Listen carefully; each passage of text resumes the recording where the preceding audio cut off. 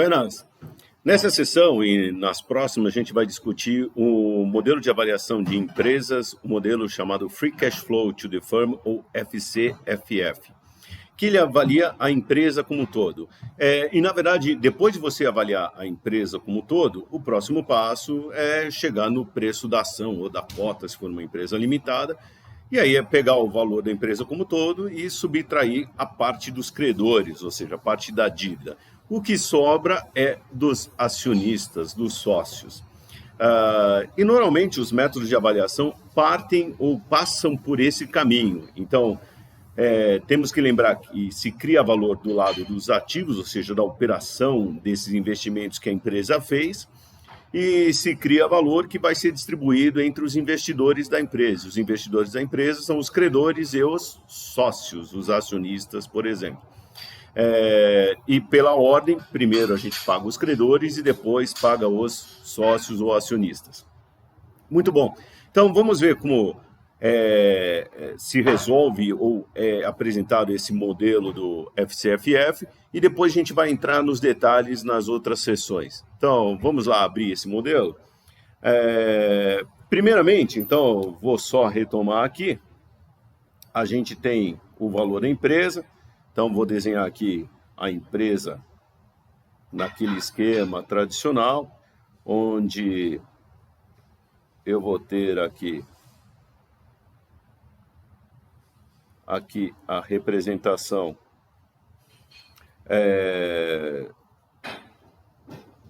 aqui da empresa, os credores ou dívida, ou debt, se quiserem em inglês. E aqui o equity, ou capital próprio, ou capital dos sócios, dos acionistas. O modelo FCFF, ele foca no valor da empresa, que é o que eu vou colocar aqui. Esse que a gente vai avaliar através desse modelo. Então, é o valor da empresa. E nesse modelo em especial, o foco é na empresa operacional. Por que eu digo isso? Como é o próprio nome do modelo, o FCFF, ou Free Cash Flow to the Firm, ou fluxo de caixa disponível para a empresa, ou fluxo de caixa livre para a empresa, ou fluxo de caixa líquido para a empresa, são alguns nomes ou traduções do FCFF. Como ele é um modelo de fluxo de caixa, ele vai avaliar, ou ele vai considerar tudo que afeta o caixa, ou seja, gera dinheiro ou consome dinheiro. Tudo que eu tiver na empresa, e na empresa a gente tem outros ativos que não necessariamente estão gerando caixa ou são operacionais. Então, tudo que tiver na empresa que não for operacional, não gerar caixa, não afetar o caixa, ele não vai estar sendo avaliado. Aí vocês podem perguntar, poxa, mas então como que eu avalio, como considero essas outras coisas? Avalia a parte e soma a este valor que o modelo vai nos dar. Isso é uma coisa muito importante da gente lembrar. Tem muita coisa dentro da empresa que a gente não avalia, mas a empresa é dono daquilo, ou não sai no fluxo de caixa da empresa. Então, isso merece uma avaliação à parte. Como tem isso? Então, por exemplo, imagine uma empresa que tem obras de arte ali em algumas áreas dela, salas de reuniões. Essa empresa tem essas obras de arte são um ativo da empresa, só que eles não afetam o caixa, eles não são operacionais, mas eles são ativos da empresa. Então, você vai avaliar a operação pelo modelo e depois vai pegar aí, olha, vamos avaliar, vamos chamar um perito, vamos usar alguma técnica para avaliar essas obras de arte e vamos somar esse valor das obras de arte a este valor aqui. E aí você vai ter o valor total da empresa. Muito bom. O modelo do FCFF é um modelo da família dos fluxos de caixa, ou seja, ele é um modelo da família Discounted Cash Flow, ou DCF, ou fluxo de caixa descontado. Fluxo de caixa descontado, ou os modelos dessa família, eles partem do seguinte princípio: o valor da empresa, ou da dívida, ou do equity, ele é o quê? A projeção dos fluxos de caixa que vão ser gerados futuramente, trazidos a valor presente ou descontados por uma taxa de retorno que reflita o risco daquilo, daqueles fluxos de caixa. Muito bom. Então, a ideia aqui é o seguinte: a empresa vale, nesse nosso caso aqui, que a gente vai avaliar o valor da empresa, pelos benefícios que vão ser gerados futuramente e vão ser trazidos a valor presente por uma taxa de desconto. Então, vamos começar a montar o modelo aqui. Então, eu posso descrever este valor da seguinte forma: eu pego, vou projetar os fluxos de caixa. Então, eu tenho aqui, vou colocar aqui, esse E na frente quer dizer fluxo de caixa esperado. O que é um fluxo de caixa esperado? Quer dizer, é uma coisa projetada, ainda vai, assim, eu tenho risco aqui, eu tenho possíveis cenários. Ou seja, quando eu faço isto daqui, eu estou dizendo o seguinte: olha, deste valor aqui, eu tenho vários possíveis cenários que podem acontecer, com determinadas probabilidades em cada cenário, e cada um deles vai dar um determinado valor aqui de fluxo de caixa na data 1. Então, para cada um desses cenários, eu tenho esses fluxos de caixa. Como que eu chego nesse valor esperado? Multiplica para cada cenário a respectiva probabilidade e soma cada um desses cenários multiplicados pela respectiva probabilidade. Esse é o valor esperado do fluxo de caixa. Alguns chamam isso daqui, não está muito errado, mas é um jeito de falar, do fluxo de caixa médio projetado para o próximo ano. Beleza, é um jeito de falar. É um jeito diferente de estimar isso daqui. Tá ok? Então, projeto o fluxo de caixa e trago a valor presente por uma taxa de desconto, que a gente já vai discutir qual que é. Muito bom. Então, primeiro vamos entender o seguinte: esse fluxo de caixa aqui, da data 1, esse fluxo de caixa esperado, ou Free Cash Flow to the Firm, é a quantia de dinheiro que sobra no total para dividir entre os credores e os acionistas, entre os credores e os sócios. Então, eu gosto sempre de ter aqui a figura. Quando a gente fala de dívida, a gente tem pessoas, empresas por trás. Então, aqui eu tenho os credores representando a dívida e tenho os sócios representando o equity. Esse fluxo de caixa vai ser distribuído entre estes dois aqui. Então, eu tenho que usar aqui uma taxa de desconto, uma taxa de retorno esperada, também que contemple essas duas figuras. Essa taxa de retorno esperada é o que a gente chama de WACC, ou Weighted Average Cost of Capital. Então, a gente vai discutir, vai ter uma sessão do modelo só para discutir isso. Então, pronto, já temos aqui o fluxo, e aí a gente vai projetando estes fluxos de caixa para a data 2, e aí pega 1 mais o WACC ao quadrado, e assim sucessivamente. Quanto tempo é o projeto? O modelo não fixa um período. Na verdade, o quanto tempo a gente vai projetar depende de que fase de desenvolvimento está a empresa. Se é uma empresa madura, já bem estável, a princípio você já pode jogar até o que a gente chama de perpetuidade. Então já pode encerrar, não precisa nem ficar fazendo grandes projeções. Se é uma empresa que é uma startup, por exemplo, aí você tem que contemplar toda a fase de desenvolvimento, implementação, grandes investimentos, até ela começar a operar, até chegar à maturidade. Aí a gente pode estar falando algo entre 10 a 15 anos de projeções aqui. Se é uma empresa que está no meio termo, aí vamos dizer, não é uma startup, mas é um negócio que ainda tem um crescimento muito grande aí por diante até ela estabilizar. Então, aí a gente já está falando algo de 5 a 10 anos, dependendo da empresa.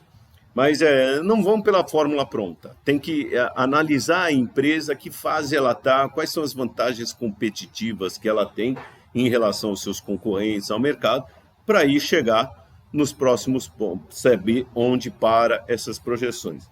Mas em determinado momento, você vai pegar isso daqui e vai colocar um valor terminal. Então, você vai dar um fechamento aqui,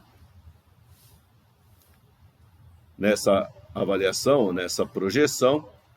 Mas, puxa, eu queria projetar 1000 anos. Beleza, o Excel tem mais de 16 mil colunas e mais de 1 milhão de linhas. Então, assim, não falta ferramenta para vocês fazerem as projeções. Faz sentido isso?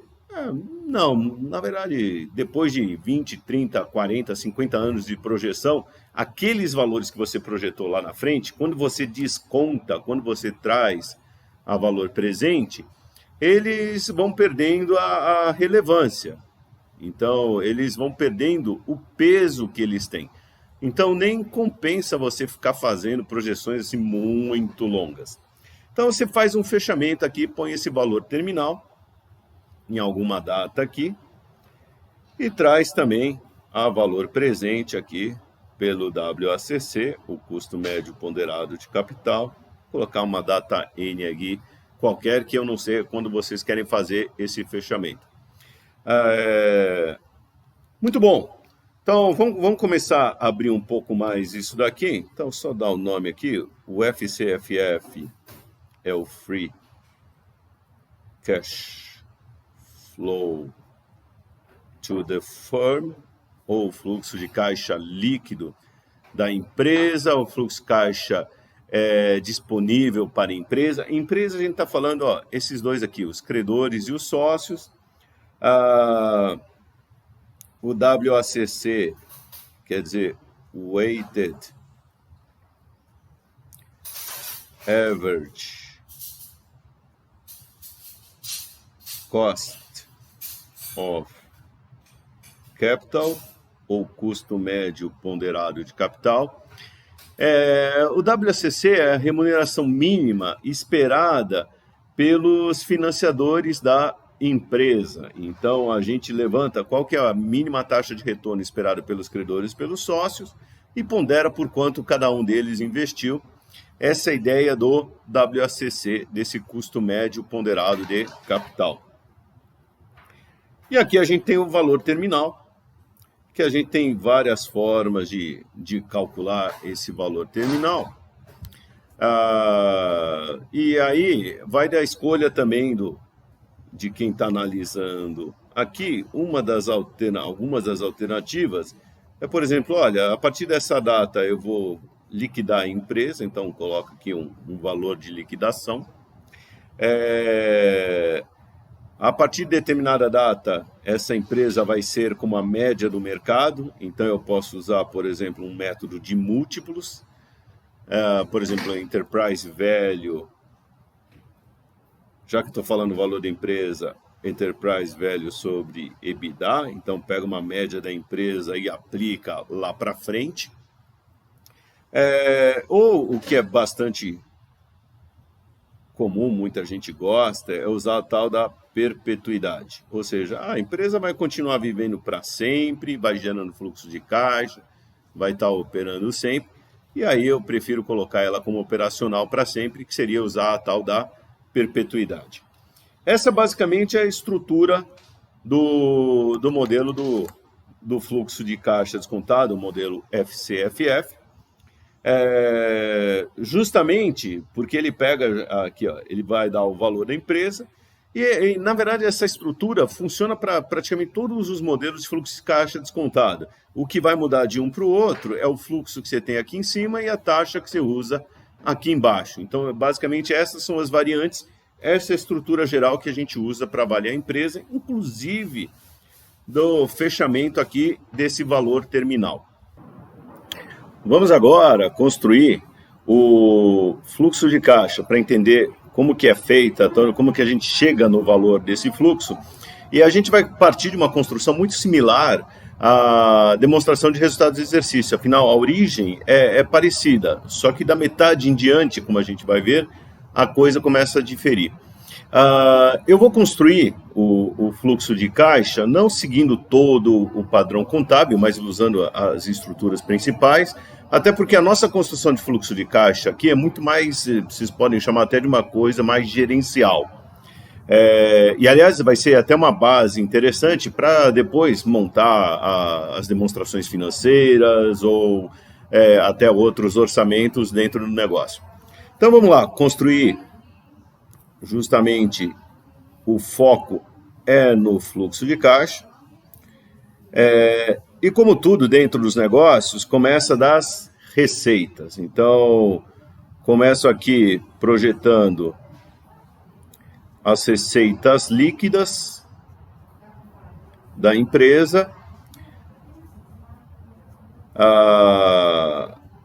Essas receitas líquidas, uma coisa que é importante, isso vai para as receitas, e não somente para as receitas, mas para as demais contas que a gente vai usar aqui, ou linhas, eu quero que isso seja cash.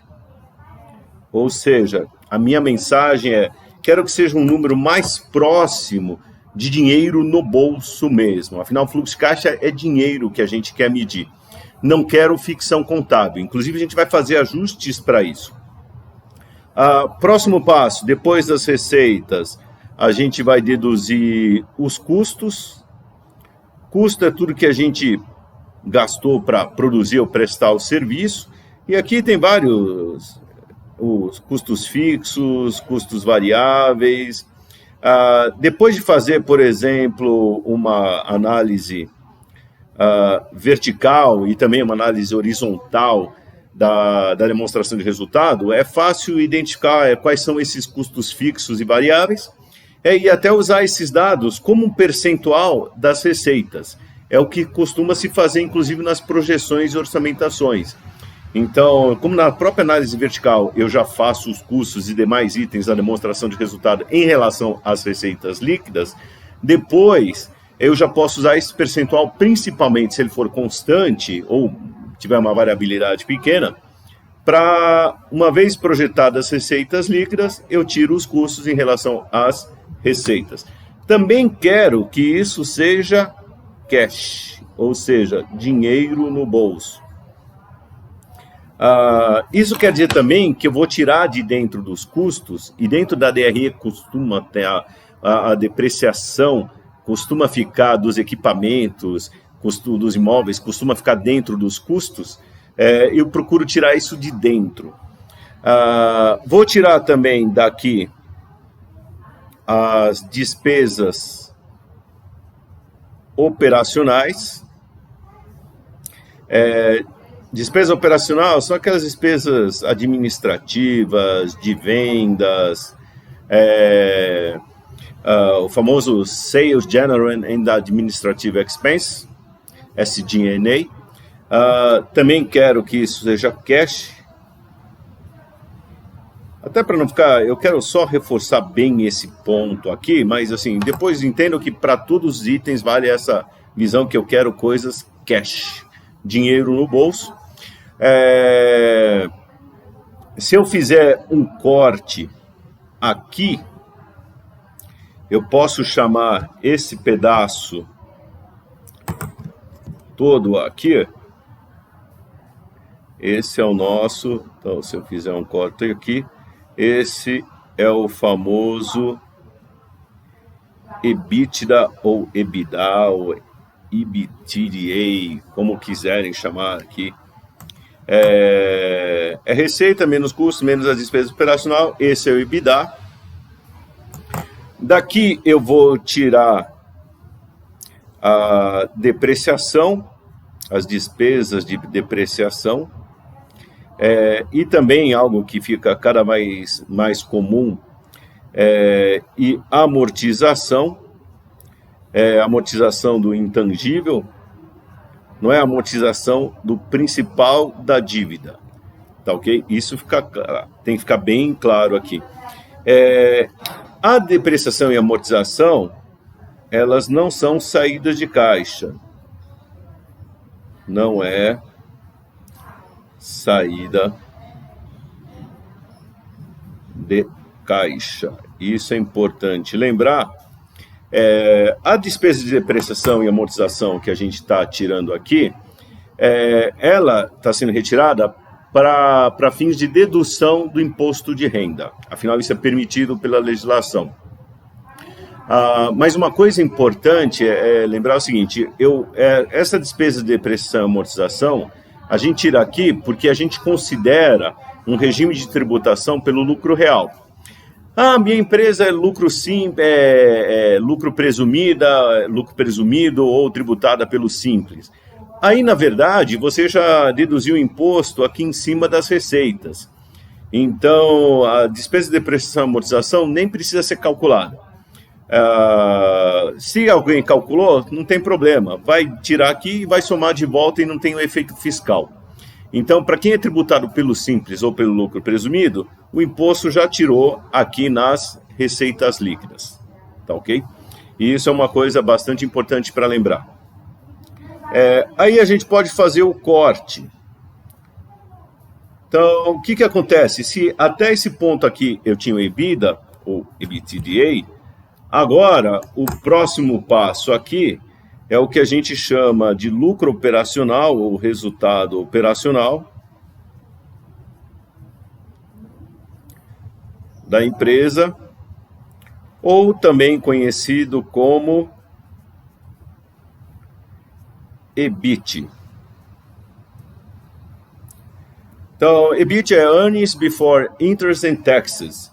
E o EBITDA é Earnings Before Interest, Taxes, Depreciation and Amortization. Quer dizer, o EBITDA é o lucro antes da gente tirar a depreciação e amortização. Veja que do EBITDA para o EBIT, eu tirei a depreciação e amortização. É só isso daí.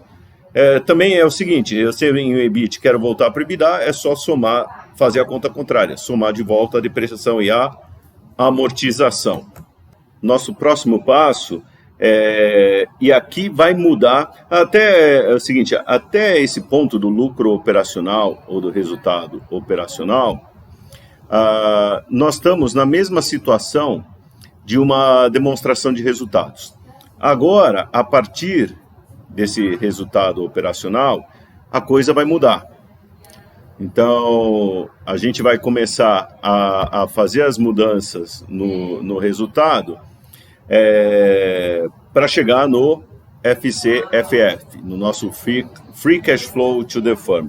A primeira mudança que aparece é que a gente agora vai deduzir aqui o imposto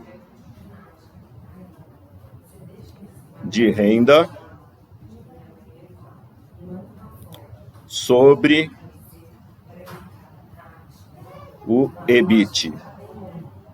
Então, essa daqui é a primeira diferença que aparece quando a gente vai montar o fluxo de caixa da empresa. Normalmente, na DRE, depois do resultado operacional, a gente vai tirar os juros que paga, vai somar os juros que recebe e assim por diante. Vai somar resultado de equivalência patrimonial e assim por diante, até chegar a hora de pagar o imposto de renda. Aqui a gente vai parar antes, como vocês estão vendo. Primeiro que o foco é só no operacional, e a outra coisa é que o fluxo de caixa é o dinheiro que sobra para remunerar os credores e os acionistas. Então, se eu deduzir daqui, logo abaixo do imposto de renda, o os juros, o que vai acontecer?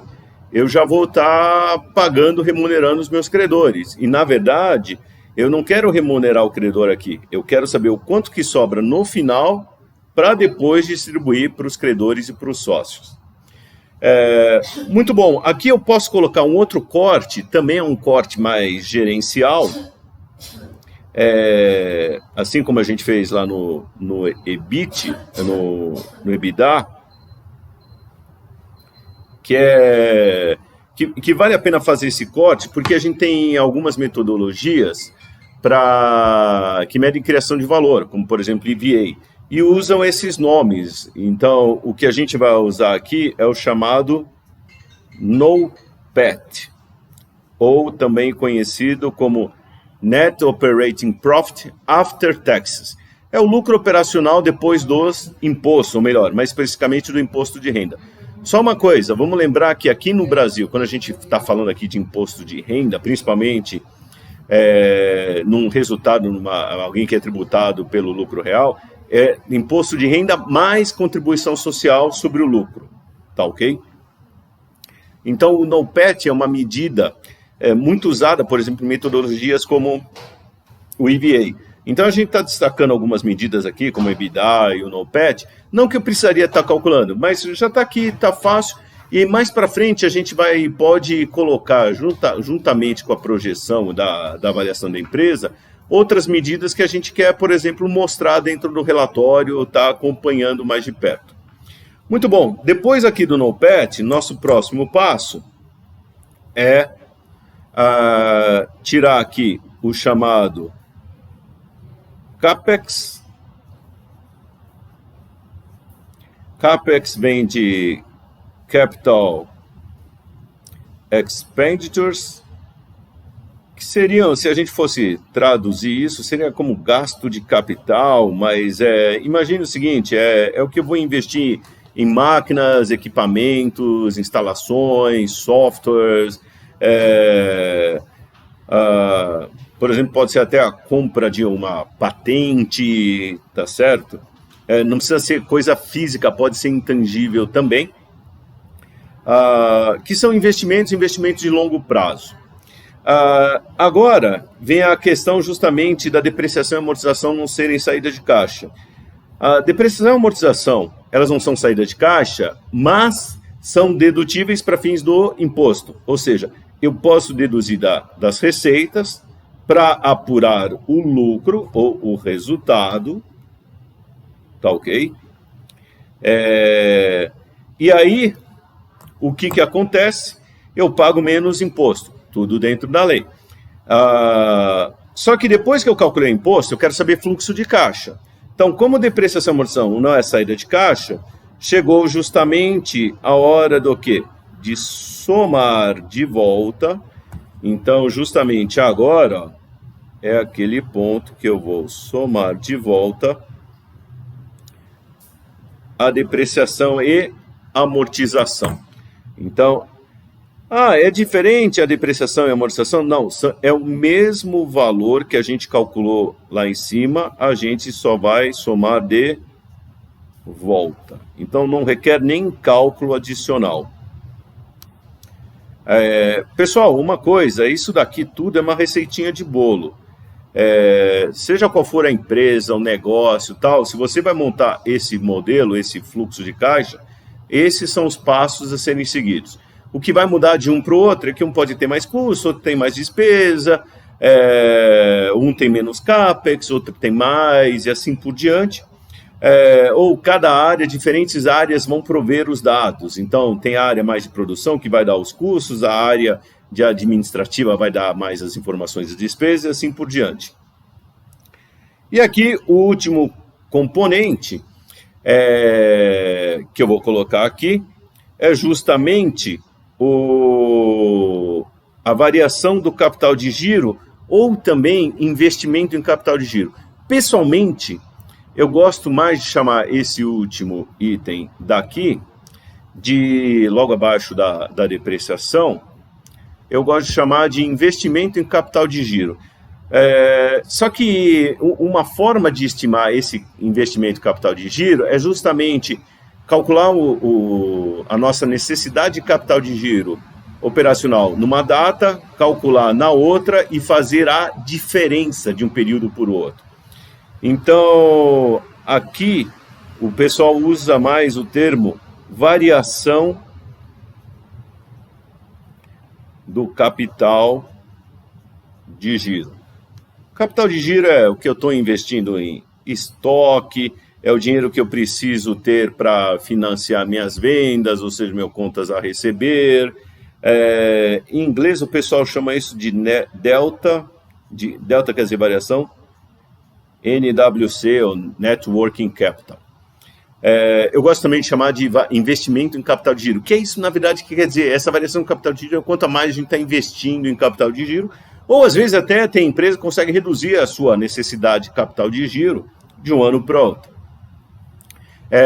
Então, assim, para calcular essa variação de capital de giro é uma coisa para a gente abordar mais para frente. Tem até vídeo sobre capital de giro que vocês podem procurar e dar uma olhada. Dá para entender como a gente estima o capital de giro de um ano para o outro e aí fazer essa variação. E aí, pessoal, pronto. Chegamos aqui na última linha, que é onde a gente queria, finalmente. Então, tudo isso daqui é igual ao nosso Free Cash Flow to the firm. Olha que bonito ficou esse the firm. Ou fluxo de caixa da empresa, ou fluxo de caixa líquido. Alguns traduzem como free, mas traduzem free como livre, mas tudo bem, mas é líquido. Líquido da empresa. Da empresa quer dizer disponível para os credores e sócios. Afinal, são os credores e sócios que financiaram aqui a empresa. Então, eles são a empresa. Ou, um termo muito usado também, principalmente na área de projetos, PPPs, concessões, é fluxo de caixa desalavancado.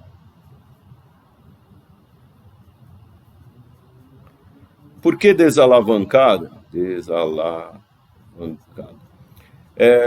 E aí é o seguinte, vamos retomar aqui esses pontos. Alavancagem quer dizer alavancagem financeira, quer dizer o quanto de dívidas a gente tem. E as dívidas, tem duas coisas que são importantes na hora que a gente olha a dívida aqui. Um, é o quanto que eu pago de juros ou despesa financeira. Dois, é o quanto eu amortizo do principal ali, ou seja, quanto que eu pago do principal, ou quanto eu capto de novo o principal de novas dívidas. Se vocês percorrerem aqui esses itens, vocês não vão encontrar nem despesas financeiras, ou juros, ou interest, ou interesse, nem vão encontrar aqui pagamento de principal da dívida ou nova captação de dívida, ou seja, esse é um fluxo desalavancado, não tem nada, nenhuma relação com a alavancagem financeira aqui. Na verdade, isto daqui é o que vai ser distribuído justamente para esses dois financiadores da empresa. Sempre na ordem, primeiro os credores e depois os sócios. Tá ok? Pronto. Essa estrutura, agora vocês já sabem como a gente constrói o fluxo de caixa líquido da empresa, ou o FCFF, ou Free Cash Flow to the Firm, ou fluxo de caixa desalavancado. De novo, é uma receitinha de bolo, isso daí não vai mudar. De uma empresa para outra, o que pode mudar um nome para cá, vou usar mais o termo em inglês, ou um tem mais custo, outro tem menos, assim por diante. Tudo cash, então aqui é cash também, eu já tinha falado aqui ó, cash, depreciação não é cash, mas aqui ó, cash.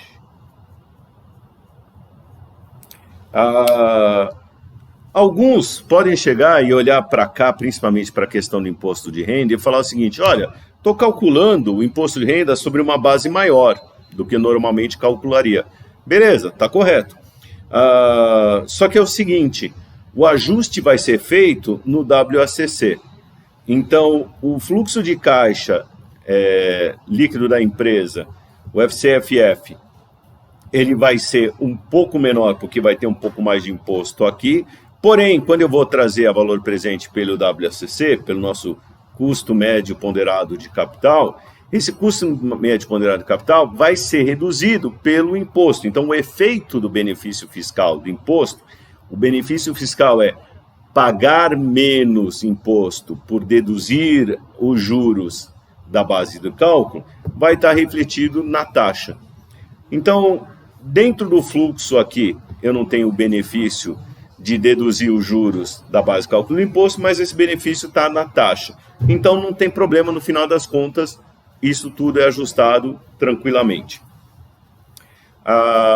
O único ponto aqui que falta é falar aqui da depreciação. Como que a gente calcula a depreciação?